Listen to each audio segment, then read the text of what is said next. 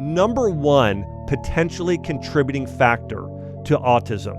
Again, potentially, vaccines. And I want to share an experience that I had that completely changed my life and my view around autism and vaccines. I was in practice. This is my first year of practice. And I was taking care of a child who was 1 year old. And the father was bringing them in. And in my clinic, we did a combination of things. We did blood work, we did nutritional counseling, we did chiropractic care, we did physical therapy, exercise, nutritional consultation. We did a lot of things. But the child was coming in regularly. We were seeing him, 1 year old, and they just adopted him through the foster care system, and he was adopted. And it was just after he was 1 year old, they went in, they got their they got one of their first rounds of vaccines, and one of the shots, I believe, was MMR. And I saw him 1 week, and then I saw him the next.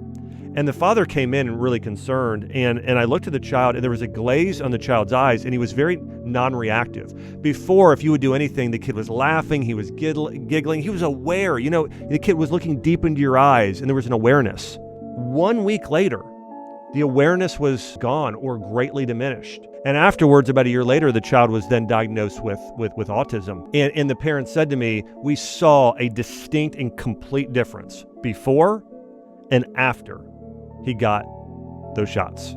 And so that to me was a real eye-opener of seeing that firsthand, actually seeing the changes in a child. And that's something today that a pharmaceutical company or somebody who's very ingrained in mainstream medicine to where it's their religion, that's something they can't write off. And by the way, that was one experience I had. I had that again years later. And then I had many, many parents come in and share with me. I've had hundreds of parents say this to me. I have seen that change in my child, and my child now has autism.